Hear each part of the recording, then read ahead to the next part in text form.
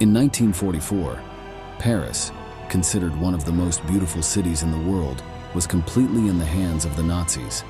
Its citizens had already endured 4 years of occupation, 4 years of suffering at the hands of the Germans and their collaborators. But the winds were changing. The Allies had invaded Europe and were defeating the German forces. The crisis of the Germans was visible to all. The French people, always known for their resilience, felt inspired to achieve their long-awaited liberation, with or without Allied help. Today, in this new episode of Military History, we will tell you all about one of the most inspiring events, which occurred during one of the darkest moments in history, the liberation of Paris in full color. For many historians, the fall of France in 1940 was the event where the world became aware of what was to come.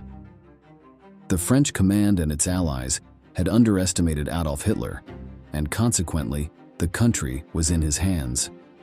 From here, the German government had ample freedom of movement for its conquest campaign, leaving the Allied forces without a strong foothold in continental Europe. France was soon divided, with one half occupied, while the other saw the establishment of the Vichy puppet state. The City of Light fell within the occupied half.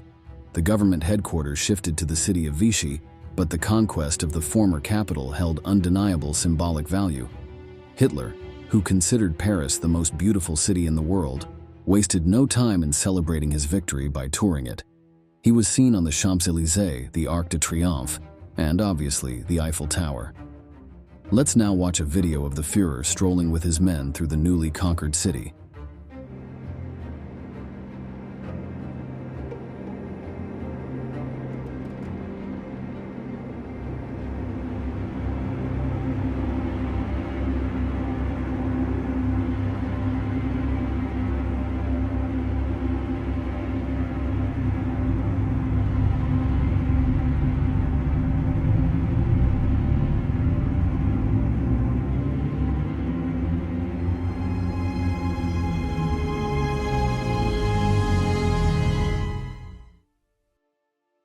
The citizens were subjected to rationing of food and other goods, a curfew that forbade movement in the city at night, and the takeover of the media by the Germans, who began circulating propaganda in their favor.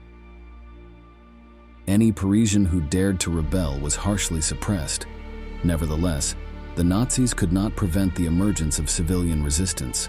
These individuals, called maquis, formed clandestine groups that took sabotage actions against the invaders, sometimes even attacking their officers. Some of them were communists, while others were loyal to General Charles de Gaulle, who served as the leader of Free France. Despite their different loyalties, they were united in their goal of expelling the Germans from the City of Light. However, they would have to wait a long time for an opportunity. Next, you'll hear the words of a resistance member explaining why they joined the movement. Si quelqu'un vient chez vous, vous tape dessus, vide votre frigo, bat les gosses et casse tout, qu'est-ce que vous faites si vous êtes quelqu'un d'honorable? Vous les fiches d'or, hein? Ben, moi, les Allemands, je voulais les fiches d'or. Et la seule façon de les fiches d'or, c'est de les tuer. The opportunity for the French would come 4 years later. Following the successful Normandy landings on June 6, 1944, the Allies were advancing rapidly into the interior of France. The Germans, desperate, tried by all means to control the advance of their enemies, but they were disorganized, and cities that they had conquered years ago were being liberated by Allied forces.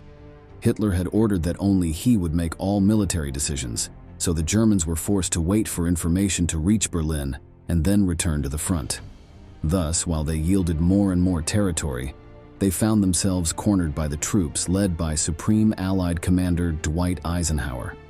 In the Falaise Pocket, almost 2 entire German armies were cornered. Desperate, they were forced to retreat in broad daylight, at the mercy of Allied aircraft fire. 50,000 men were captured, and although many tens of thousands were able to escape, they had to leave their tanks and heavy weaponry behind. They no longer had any hope of halting the advance of their enemies. You can see below the testimonies of a German soldier and an American soldier narrating the frantic German escape from the Allied encirclement. Many stopped in their tracks and tried to find cover, but it wasn't possible. because the fire came from all sides. We were attacking German tank concentrations. It was a continuous attack with very effective results. Perhaps surprisingly, in the initial plans of the Allies, the liberation of Paris may not have been considered. Entering this city would have slowed down the march towards Berlin, the main objective of the invasion of Europe. Additionally, all the resources required to liberate and protect Paris could have been used on other fronts to bring about the enemy's downfall more quickly. Flanking the city and continuing to advance would have left the Nazi garrison installed in the city isolated from the support of the German army. For these reasons, the liberation of Paris did not present a strategic advantage. The French didn't agree with this analysis. They couldn't wait for the fall of Berlin. They needed to expel the invaders from their capital city and destroy the collaborationist Vichy regime. Upon hearing the news of the Allied advance, Parisians were emboldened, sensing that their liberation was near.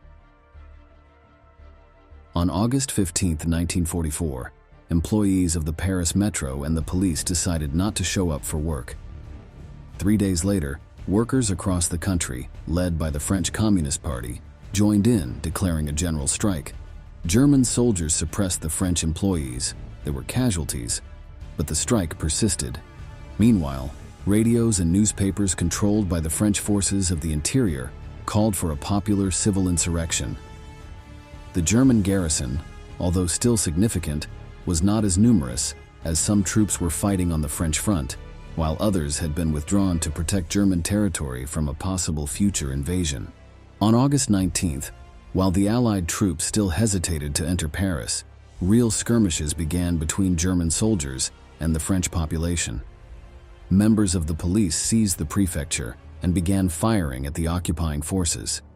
Men, women, and children erected barricades in the streets, hindering the movement of Nazi vehicles. Third Reich banners were lowered and replaced by the tricolor flag. Amidst the gunfire, people sang the Marseillaise. The French forces of the interior ordered citizens, "Everyone to the barricades." The liberation of Paris did not begin with an attack by the Allies, but with the uprising of its own people. 1 day later, the military governor of Paris, Dietrich von Choltitz, negotiated a ceasefire with the French resistance.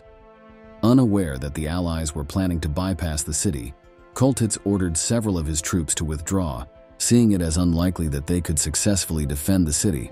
However, several partisan groups ignored the ceasefire and attacks continued. On August 22nd, the fighting in Paris intensified. The Germans began to counterattack, openly firing at the civilian population. The Grand Palais, which served as a stronghold for the resistance, was fired upon while tanks cleared the barricades. On August 23rd, Adolf Hitler, furious about the course of the war, ordered Choltitz to inflict maximum damage on the city. He preferred to see one of his favorite cities burn rather than fall into the hands of his enemies. Explosives were placed on numerous bridges and monuments throughout the city. Upon learning that the French resistance was rising against their oppressors, de Gaulle urged American Commander Eisenhower to begin a frontal attack on Paris. The French leader did not want the citizens of Paris to suffer the same fate as the Polish resistance in the Warsaw Uprising, where the Soviets had not come to the aid of the partisans, and they were being crushed by the Nazis. De Gaulle warned Eisenhower that if the rebels were not assisted, the Germans would annihilate them. Additionally, if the rebellion was not intervened in, the French communists would see their position strengthened as they were taking over the leadership of the insurgency. The French even threatened to ignore the chain of command and attack the German garrison solely with their forces if the Allies did not comply with their request.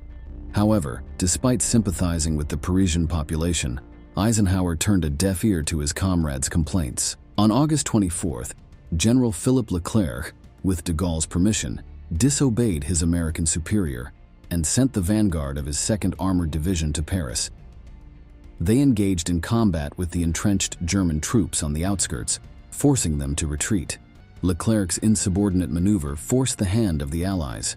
Believing he could not stop the French from liberating their capital, Eisenhower ordered the other divisions to assist the soldiers of Free France. Meanwhile, civilians celebrated Leclerc's entry. They sang the national anthem, accompanied the tanks' march, and bells rang in the churches. Soldiers received kisses, flowers, and bottles of wine. You can see below the testimonies of military and civilians from those days. They had set up an old-fashioned record player, the kind with the big flared horn. And a man came out and he started La Marseillaise. And my grandmother at that time called me, and she had prepared a basket with fresh and raw apples in it. So I took that and I gave it to him, and I had my first chocolate that day. Wonderful, wonderful. They give you a kiss and hug, you know, and they give you the wine. They had some of the best wine you can drink too, you know. So it was a joyous time. On the morning of August 25th, Allied troops continued to advance. Leclerc's division entered through the Porte d'Orléans, while La Neuve, a company mostly composed of Republican veterans from the Spanish Civil War, entered through the Porte d'Italie. The Americans, led by General Leonard T. Jarreau, followed shortly after, heading to the Paris City Hall to reinforce the resistance of the French forces of the interior. Choltitz knew he had no chance of defending the city. Most of his troops had withdrawn, leaving only 20,000 soldiers who now faced not only the Allies, but also 3 million empowered Parisians hungry for freedom. The main dilemma for the German general lay elsewhere. Should he obey the Führer and destroy Paris, or would he disobey? While he decided what to do, he informed his superiors of non-existent maneuvers, although the idea of surrender was already forming in his mind. Supposedly, at the same time that the Allied attack advanced towards the city center, Hitler called Choltitz and asked, "Is Paris burning?" His response is not known. In the afternoon, Choltitz's headquarters was assaulted, and the German commander was taken prisoner. Around 3 p.m., in front of General Leclerc, Choltitz signed the surrender of the German occupation forces. After 4 long years, Paris was free.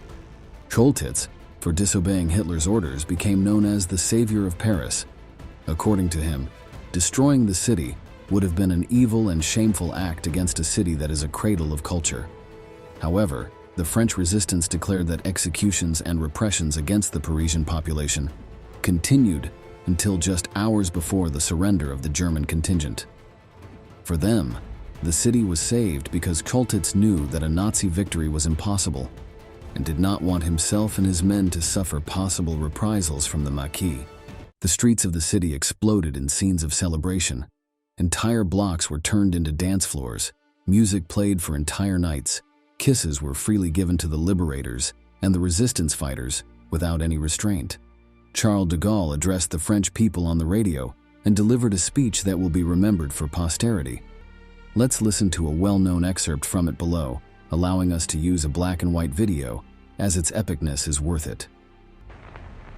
Paris, Paris outragé, Paris brisé, Paris martyrisé, mais Paris libéré, libéré par lui-même, libéré par son peuple avec le concours des armées de la France, avec l'appui et le concours de la France tout entière, c'est-à-dire de la France qui se bat, c'est-à-dire de la seule France, de la vraie France, de la France éternelle. However, we must say not everything was a celebration those days. The Nazi occupation in France left serious and deep wounds in its population. Since its invasion in 1940, hundreds of thousands of French citizens were forcibly taken to Germany, made to work in factories, farms, railways, etc., to benefit the Nazi war effort. The Germans also seized around 20% of French food production, leading to widespread food shortages.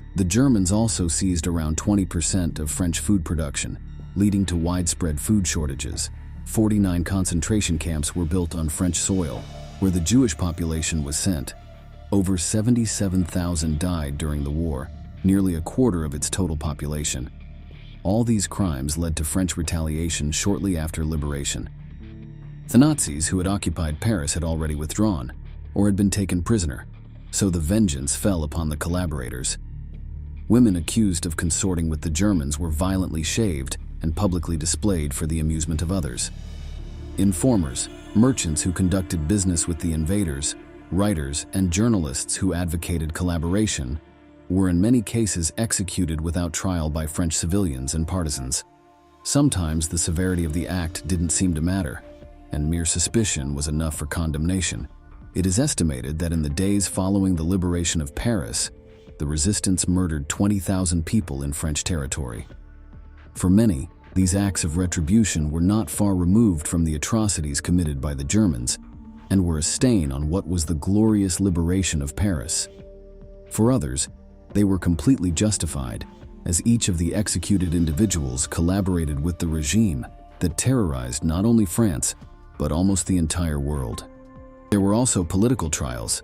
Philippe Pétain, hero of the First World War where he earned the nickname Lion of Verdun, was the one who signed the armistice with Germany in 1940. In his words, to prevent the destruction of France's rich heritage, he urged the people to collaborate with the Germans. He was found guilty of treason, and only de Gaulle's personal intervention prevented his execution. Nevertheless, he spent the rest of his days in prison. Pierre Laval, the Prime Minister of Vichy France, was not so lucky. After the war, he was executed by firing squad. For most French people, August 25th was a glorious day. In the days that followed, the Allies marched with their victorious troops throughout Paris, starting from the Arc de Triomphe and proceeding down the Champs-Élysées. It is estimated that 2 million people witnessed the parade, 2/3 of the city's population. De Gaulle's victory legitimized his provisional government, replacing the fallen Vichy France and uniting communists, anarchists, nationalists, and others under his banner, at least for a time. Below, we can see the people's celebrations in the recovered streets of Paris. The thrilling music of the Marseillaise takes on new meaning.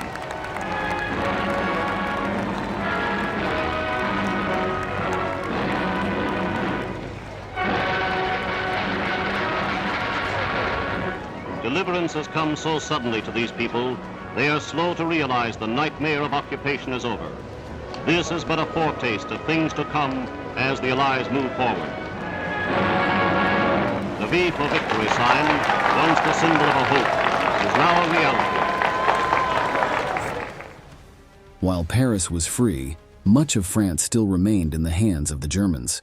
Resistance pockets persisted in the country until the end of the war. But, just as the fall of the city was a harbinger of the dark years to come, its liberation appeared as the light at the end of a long and distressing tunnel. On September 1st, 1939, dawn brought with it a deafening roar that shattered the tranquility of the fields of Poland. So many years of accumulated tension had just exploded. The sound of engines advancing to the beat of Adolf Hitler completely dominates the scene. Nazi Germany has set its war machine in motion, and the smell of death begins to spread.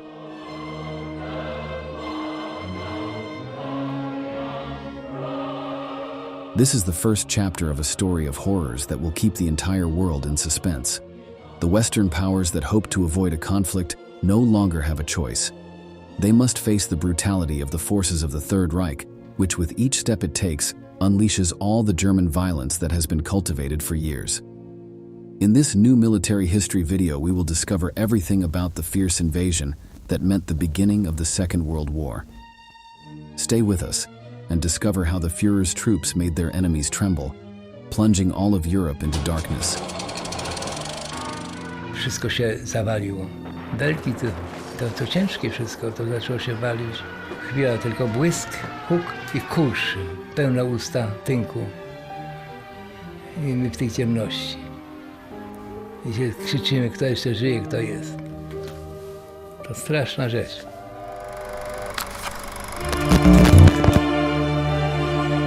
The conflict between 1939 and 1945 was the most destructive in the entire history of mankind. Although the Great Battle began with the German invasion of Poland, that event was the result of many years of tension. And to understand it, we must ask ourselves, why did Hitler choose that country to begin his brutal expansion plan?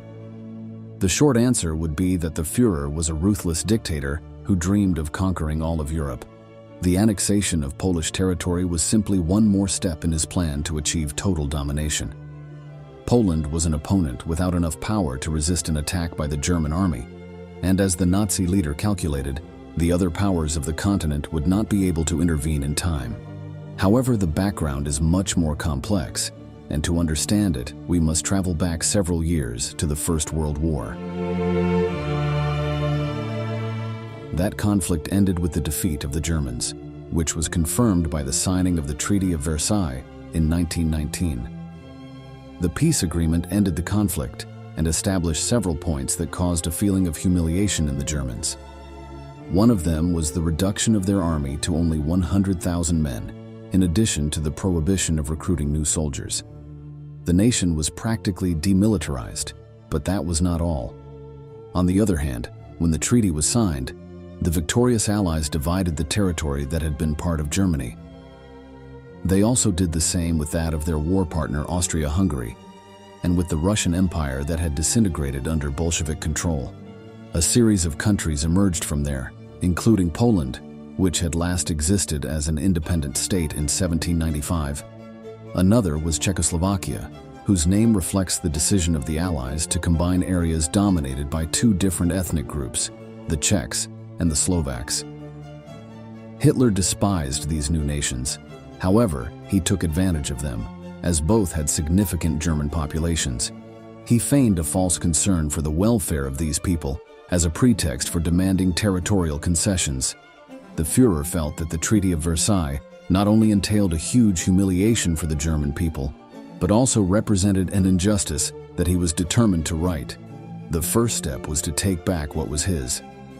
In 1938, 5 years after his appointment as Chancellor, his desires for expansion slowly began to materialize. Lastly, Hitler takes on the mission of bringing all German-speaking peoples into the Reich's fold, beginning with those of his homeland. The Anschluss. Austria is annexed and immediately submitted to the same reign of terror as Germany. German troops entered Austria on March 12, 1938, and with the enthusiastic support of most Austrians, the country was annexed to Germany the next day. There was little international resistance to this, as many saw it as a natural union. However, Hitler's demands on German-speaking areas within Czechoslovakia created a crisis that brought Europe to the brink of war in September of that year. Many Germans living in that nation wanted to rejoin the territory that now represented the Third Reich. Most were in an area along the borders known as the Sudetenland. Hitler threatened to take up arms if these lands were not ceded to him, which raised concerns among the Western powers. Britain and France were in the process of rearming after World War I, so they did not yet feel capable of confronting the dictator with all their might. However, on 27 September 1938, both countries had reluctantly agreed to go to battle if German troops entered Czech soil without an international agreement. The next day, the Nazi leader agreed to hold a conference to resolve the issue. The proposal was quickly accepted by the French and British, who traveled to Munich to hold talks with the Führer and his main ally, the Italian dictator Benito Mussolini. During the meeting, the Prime Minister of the United Kingdom, Neville Chamberlain, tried to find a peaceful solution. He proposed allowing the German annexation of the Sudetenland in exchange for a peace commitment from Hitler. Thus, although no representative of Czechoslovakia was invited to participate in the talks, the country was forced to cede this territory in view of a scenario that would bring tranquility to Europe. The Munich Agreement eliminated the immediate threat of war, but this anti-war attitude only increased Adolf Hitler's confidence. While the British and French believed they were buying time to prepare for a war, the Führer realized that neither of them would use force to resist further German expansion. In March 1939, Third Reich troops ignored the newly signed treaty and occupied what remained of Czech territory. This convinced the Western Allies that there were no limits to the Nazi leaders' territorial ambitions. There would be no room for further agreements. They had to prevent further German advance into Europe. War was beginning to brew. Meanwhile, the Führer already had his next target in his sights. Hitler decides to wipe out what he calls the worst monstrosity of the Versailles Treaty, the Danzig Corridor. In 1919, German territory was cut in two in order to give Poland access to the sea. Hitler decides to launch his invasion of Poland and recover Danzig. While Germany was completing its conquest of Czechoslovakia, another crisis had begun to develop in parallel. With the creation of Poland as a new country after World War I, the victorious Allies also proposed establishing a corridor dug into German territory. In this way, the ancient city of Danzig was transformed into a port administered by the so-called League of Nations to facilitate Polish trade. This created lasting resentment among the Nazis, who in October 1938 had begun efforts to recover the lost city. Third Reich Foreign Minister Joachim von Ribbentrop met with the Polish ambassador Józef Lipski to discuss the return of Danzig to Germany. However, there was no significant progress on that request. Talks intensified at a meeting between Hitler and Polish Foreign Minister Józef Beck on 5th January 1939. But the fledgling nation refused to back down. The Führer believed that Danzig belonged to Germany and would fight to reclaim it. Recognizing that Poland was Germany's next target, the British and French authorities offered guarantees to defend Polish independence. These nations had renewed their agreement as allies against the Third Reich in February and began joint military planning. Both countries continued their rearmament process. The British introduced compulsory military service in peacetime for the first time in their history. However, war was still considered a last resort. With this support, Poland's resistance grew stronger. Anti-Nazi messages began to become more frequent on the streets, highlighting the country's courage in confronting Hitler if he decided to attack the territory. To był raczej obraz propagandy w stosunku do ludności, pokazania, że Polska sobie jest mocnym państwem. W rzeczywistości Polska sobie zdawała sprawę, że jest w stosunku do Niemiec, wojskowo nie ma żadnych szans. To jest kwestia, Polska sobie nigdy nie poradziła z Niemcami, to było w sztabach, w polskich sztabach, w dowództwie polskim było jasne. Dlatego była skazana na sojusze wojskowe z krajami zachodnimi i szczególnie z Francją. Undaunted by British and French declarations of support, Adolf Hitler ordered preparations for the invasion of Poland in April 1939. He forged ties with Japan and strengthened his military alliance with Italy. His camp was consolidated. The United States, with a giant military power, had passed a neutrality law so as not to be drawn into a new war in Europe. Thus, only one possible obstacle remained in the Führer's plan: the Soviet Union. Everything seemed to indicate that the eruption of Reich forces on Polish territory would sound alarm bells in Moscow. Germany and Russia were historical enemies, having fought each other during the First World War. In addition, Hitler and the leader of the USSR, Joseph Stalin, were at opposite ends of the political spectrum. The Communists and the Nazis had viewed each other with suspicion throughout the 1930s. However, the way the Allies handled the Sudetenland crisis alerted the Soviets. They feared that the Führer would try to annex parts of their country, and they knew that the Western powers, who despised both equally, would be happy to let them fight each other. As a result of these speculations, the Soviet Union agreed to a non-aggression agreement with its historical enemy.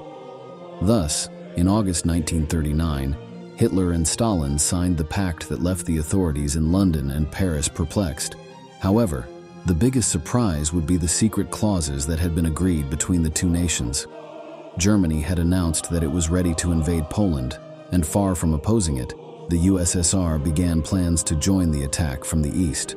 Once the conquest was completed, the confidential part of the agreement stated that the territories would be divided. With this new and unexpected alliance, the Führer no longer had any obstacles to his objective. On September 1st, 1939, his troops began the offensive on the neighboring country. Hitler is convinced that the French and the British will not take action.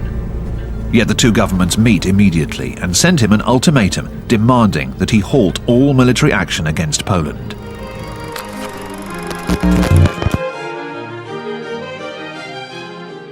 Despite the threats, nothing would stop the Führer. His troops were already on the move, laying waste to everything in their path using an innovative and lethal combat tactic. The invasion of Poland was the stage for the debut of the so-called Lightning War, or Blitzkrieg, a strategy that combined the coordinated use of the different branches of the German military. There, the Air Force known as the Luftwaffe played a crucial role, bombing Polish cities, infrastructure, and military positions from the start. The goal was to destabilize defenses, destroy communications, and spread panic among the civilian population. In turn, soldiers on the ground were organized into armored divisions of powerful panzer tanks and motorized infantry units. These vehicles advanced behind the bombing raids and penetrated deep into rival territory. The Blitzkrieg was based on speed and surprise. German troops avoided prolonged confrontations in strong defensive lines. Instead, they carried out rapid attacks, isolating enemy units and surrounding them. While tanks led the offensive, artillery and conventional infantry forces moved in to consolidate the ground gained and secure control over occupied areas. The well-oiled Nazi machine also benefited from effective communication between its forces, which allowed for fluid maneuvers that were impossible for its adversary to contain. Despite the overwhelming power of the Third Reich, the Poles did their best to resist. However, the differences in armament were enormous. The Germans had a great advantage in armor, artillery, and fighter aircraft. In contrast, Poland's army, although large, was poorly equipped. It had a very limited air force, and its ground units were small and outdated. Many of its troops moved on foot or on horseback, making it difficult to react to the speed of the German attacks. Hitler unleashes the Wehrmacht, the armed forces of Nazi Germany, onto Poland. Entering battle as if in a bygone age, the Polish cavalry charges the German tanks and is slaughtered.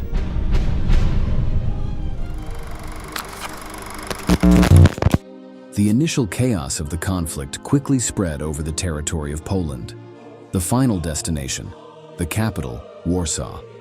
Just as Hitler had imagined, the promise of British and French protection had not had any effect.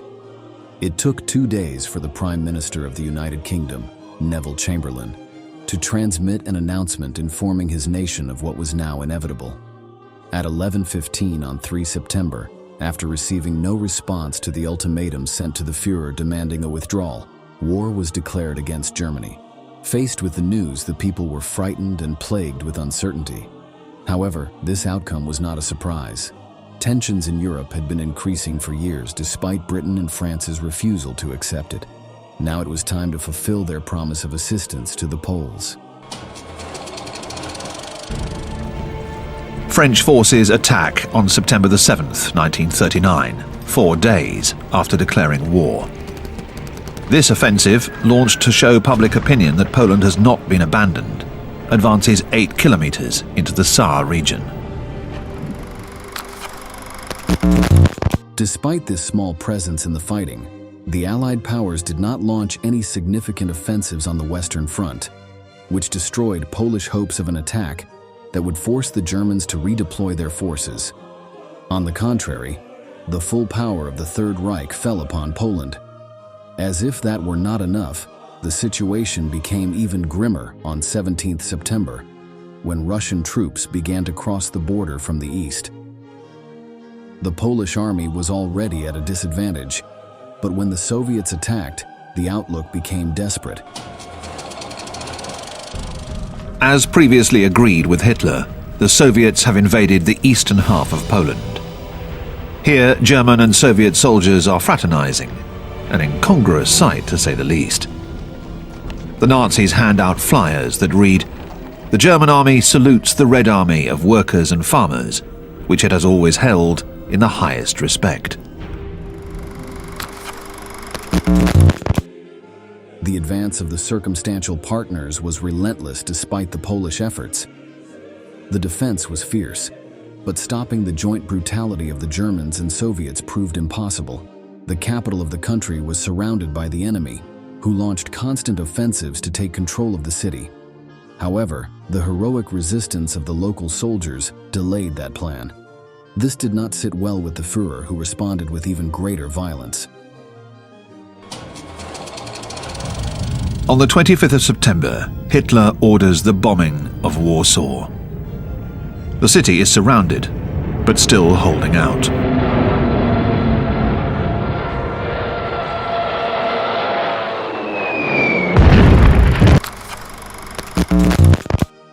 Eventually, lack of supplies and constant German pressure led to the fall of Warsaw on 28 September 1939. Hitler's ambition had managed to take another step towards his goal of conquest. Once the Führer and Stalin had consolidated their joint control over Poland, the Western powers felt less pressure to quickly attack Germany. Along with the capital, the Polish authorities had also succumbed, so there was no government to save from defeat. The Allies controlled the seas and believed they had time on their side. However, what they did not know was that they had allowed the beginning of the bloodiest period in history.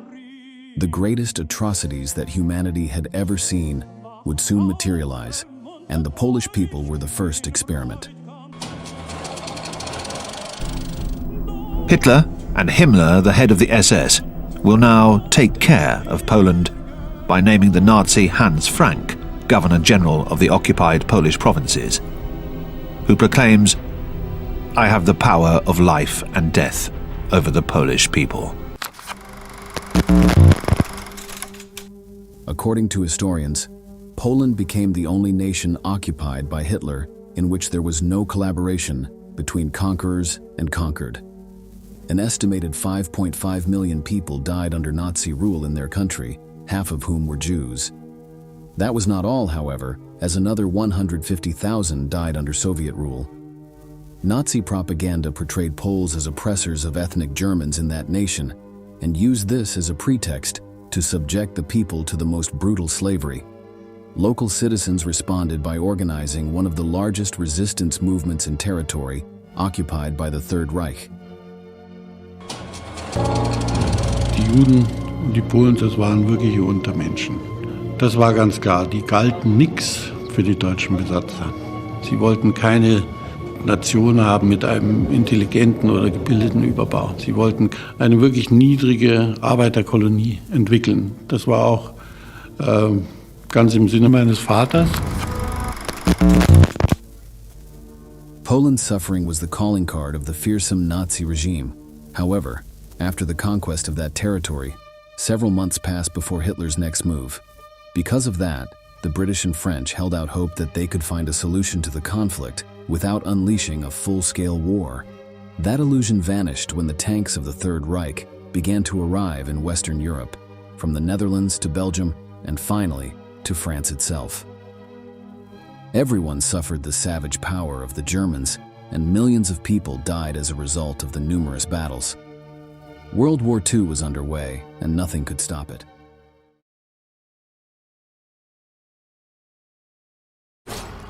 During World War II, there were no fiercer rivals in the entire conflict than Adolf Hitler, leader of Germany, and Joseph Stalin, head of the Soviet Union. The brutal battles between the two countries left tens of millions dead, with blood spilled over stretches of thousands of miles. However, the relationship between these powers was not always the same. At the beginning of the war, and despite their diametrically opposed ideologies, they were faithful allies, fighting and invading other countries together. However, both knew that it was only a matter of time before this bond would be torn apart. There was no doubt that blood would flow. The only question was who would strike the first blow, and who would emerge victorious.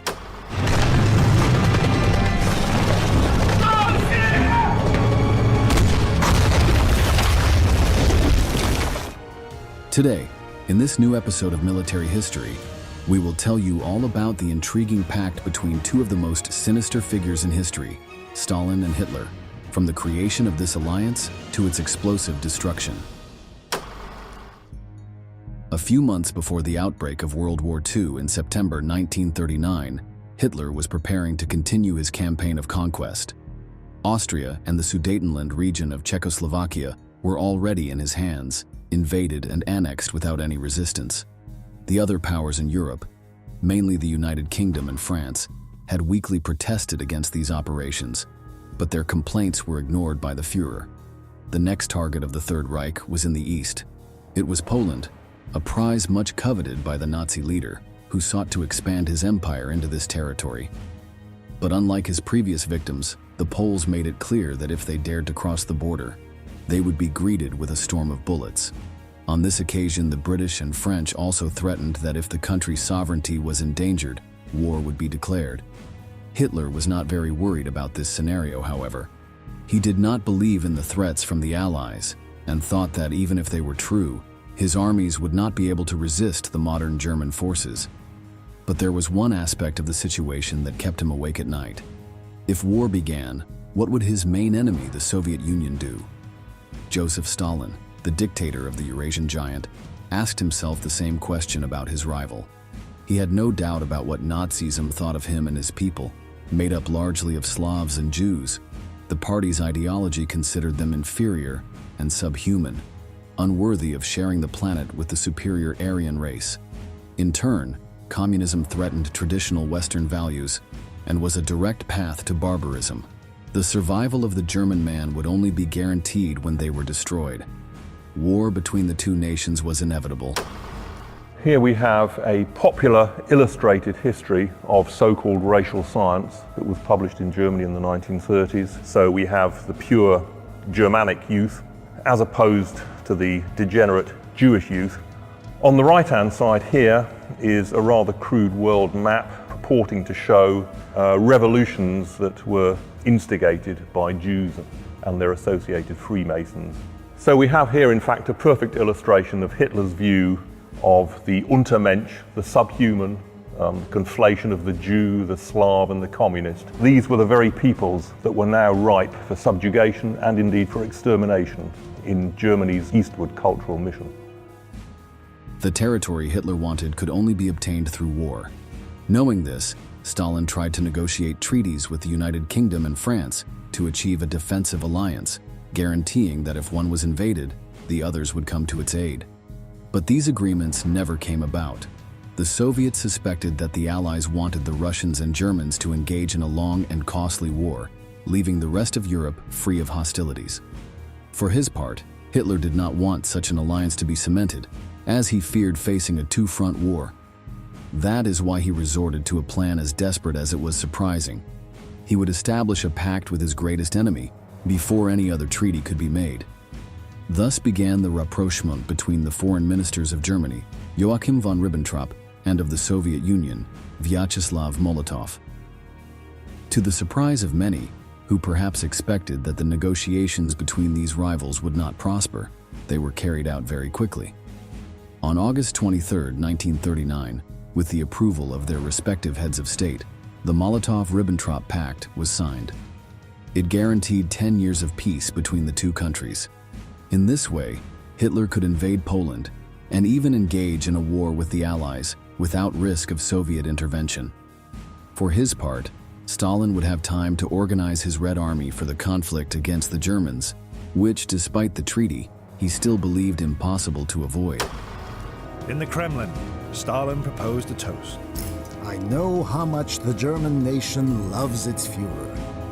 I should therefore like to drink his health.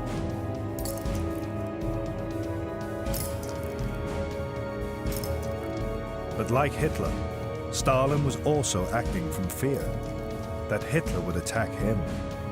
That evening, he told his inner circle, "Of course, it's all a game to see who can fool whom. He thinks he's outsmarted me, but actually it's I who's tricked him." But there was a secret clause in the pact. According to it, Eastern Europe would be divided into two regions, one under German rule and the other controlled by the communists. Stalin demanded Finland, the Baltic states, and a large part of Romania. The rest could fall into Nazi hands. Poland, for its part, would be torn apart and divided between the two, with each keeping half. After the assurance of successful negotiations, Hitler set his plans in motion again. On the 1st of September 1939, just 8 days after the signing of the treaty, German soldiers crossed the border into Poland, thus beginning the Second World War. The defenders could do little against the tanks and a much larger, better trained and equipped German army. Although the British and French kept their promise and declared war on the Reich, they did not send men, and the Poles were forced to retreat further and further into their own territory. The battle seemed lost. The defenders believed that the situation could not get any worse, but they were wrong. On September 17th, everything went out of control. From the other end of the country, the Red Army also invaded Poland. The locals, confused by the new enemy, in many cases did not even open fire as the Soviets advanced into the heart of the nation. On October 6th, just over a month after the attack began, the Polish forces were completely defeated by this lethal alliance. Both conquerors began their processes of terror against the civilian population. Members of the German SS massacred tens of thousands of Poles, most of them of Jewish origin, in just a few weeks. They were not the only ones. Stalin ordered the same to be done. This happened, for example, in the Katyn massacre, a series of mass murders that ended the lives of more than 20,000 people. All of them, belonging to the intellectual, political, and military spheres of Poland, were shot in cold blood. It was not until 1943 that the macabre mass graves where their bodies were buried would be discovered. For the nations of the West, this scenario was completely hopeless. Stalin and Hitler seemed to be staunch partners, ready to deploy their territorial ambitions to the rest of Europe. And although the Soviet leader had not declared war on the United Kingdom or France, he could not be counted on to mutually destroy the Führer, as had been the original plan of the Allies. According to some members of the German leadership, the Nazi leader was confident of Soviet loyalty, but the truth is that Stalin wasted no time in fortifying his positions, preparing for a German invasion that he still considered inevitable. He began to mobilize his forces towards the countries that had been under his sphere of influence, according to the Molotov-Ribbentrop pact, with the aim of creating zones that would act as a barrier against Germany. The Baltic nations, Estonia, Latvia, and Lithuania, were forced to choose between peaceful or violent annexation. All three decided not to take up arms. Finland, on the other hand, offered fierce resistance, and on November 30th, 1939, the Winter War began. After 3 months, the Finns had to surrender, and although they ceded territory to the Soviet Union, the country was not conquered in its entirety. Stalin had not achieved his objective, and during the brutal conflict, the Red Army lost around 125,000 soldiers. This was not the first time that the world had witnessed the incompetence of the communist forces, whose most experienced generals had been shot under Stalin's orders in the previous years, during the Great Purge that began in 1936. Although in theory they were his allies, Hitler was glad for the blood shed by the Russians. The Führer ended up convincing himself that, when the time came for their elimination, they would not pose a real danger to the Third Reich. But for the moment, his objectives were different. On May 10, 1940, the German army launched a massive invasion of its western neighbors. France, Belgium, Holland, and Luxembourg were attacked simultaneously. Despite all the defensive preparations they had made, within just 6 weeks, they were defeated and their countries conquered. British forces, which had been sent to assist their allies, were eventually driven off the continent, but not before suffering terrible casualties. With the French surrender, the United Kingdom became the only force still standing, opposing the rule of the Third Reich. For the Nazis, this was a huge triumph. For Stalin, it was terrible news. Nikita Khrushchev, later Russia's prime minister, recalled Stalin's reaction to Hitler's lightning victories. I remember being with Stalin. He was extremely nervous. He was racing around, cursing like a cab driver. He cursed the French. He cursed the English. How could they allow Hitler to defeat them, to crush them? Stalin not only saw the superiority of the German army, he knew that the Germans sensed our weakness because of the war we had fought with Finland. Stalin wanted the Western nations to destroy each other in a devastating war, but the swift German victory shattered his hopes. With no strong enemy in the West, he knew it was only a matter of time before Hitler's ambitious eyes would turn to the East. But his armies were not ready to deal with the powerful Nazi war machine. They needed more time. In those moments of doubt, he received a letter from the then British Prime Minister Winston Churchill. In the message, he urged an alliance between their countries, appealing to what they both knew. The Soviet Union would be the new target of Nazism. Stalin, however, decided to demonstrate his loyalty to the Führer and informed him of the Englishman's intentions.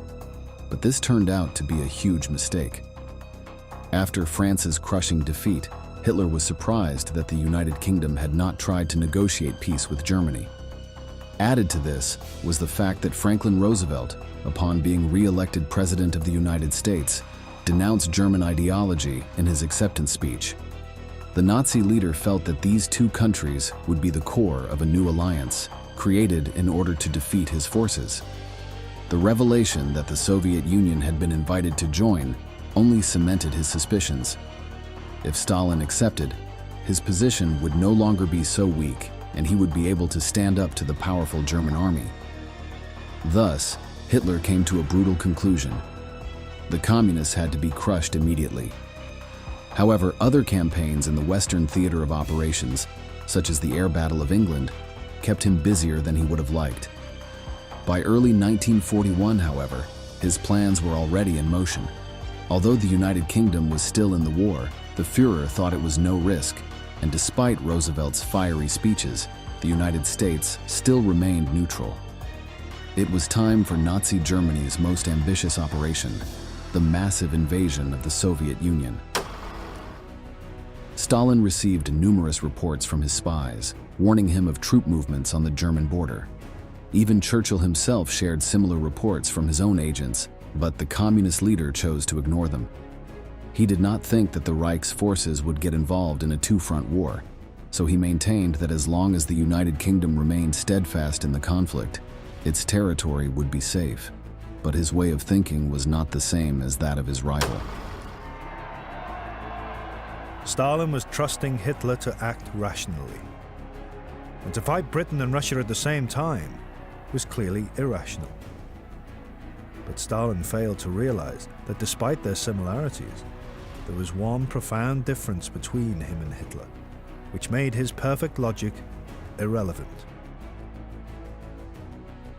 He himself was a methodical, calculating, hard-working man, a master of detail, personally signing death lists at one extreme, and at the other, keeping the tiniest details of gold production in his notebook. Hitler, by contrast, was at heart an idle dreamer. On June 22, 1941, Hitler ordered the start of Operation Barbarossa. From the Finnish border in the north to the Romanian border in the south, Axis forces invaded the Soviet Union on a scale never before seen. Stalin, who thought he had more time to prepare his men, was surprised by the brutality of his former ally.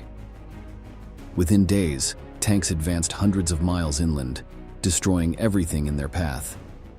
Entire villages were burned, along with all their inhabitants, while German planes dropped tons of explosives on the cities. Within weeks, Soviet deaths reached terrifying numbers. Stalin, a victim of fear and fury, ordered the execution of some of the generals in charge of the initial defense. Clearly, this did not improve his dire situation. The German officers, witnessing the disorganization and chaos that reigned in the Russian ranks, considered the campaign to be short-lived. Some informed Hitler that they would be at the gates of Moscow in 4 months at the most. Others spoke of only 2 weeks. The Führer was happy with the way events were unfolding. He no longer had to pretend to be an ally of a people and an ideology that he saw as inferior. He also believed that, once the Soviet Union was crushed, the United Kingdom would be quick to sign a peace treaty, since German supremacy would be demonstrated, and if they did not do so, the resources that would be taken from the communists, such as steel and oil sources, would allow Churchill to be defeated as well. But there was an unforeseen event in the German plans. With their armies engaged in a war against the Soviets, the British could go on the offensive. And so they did in North Africa, where fighting between the Allies and their enemies was still ongoing.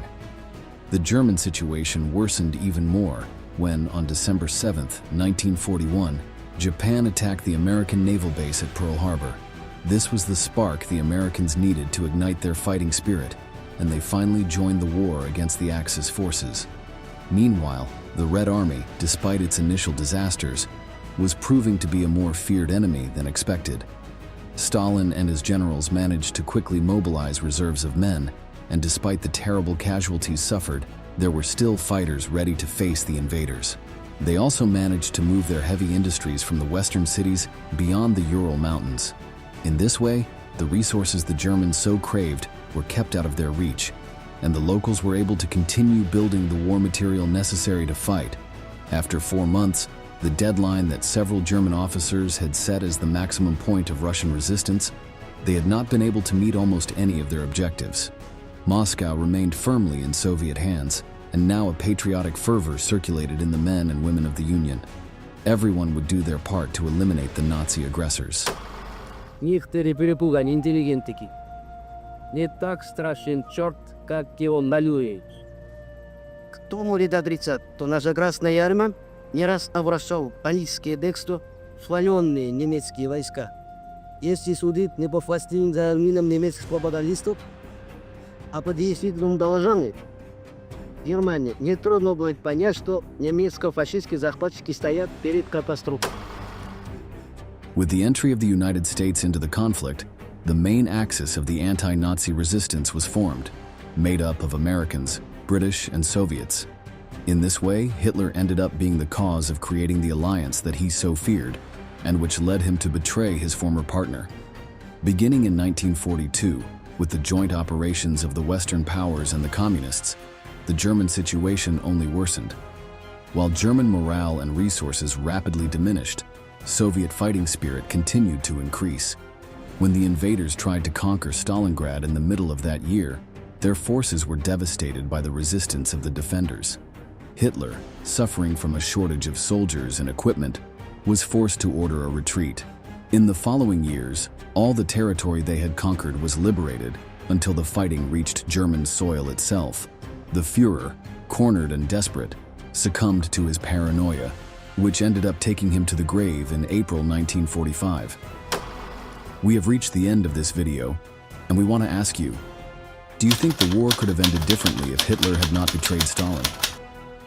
Leave us your answer in the comments box below, and don't forget to subscribe to our channel to learn about many more military events that left their mark on history.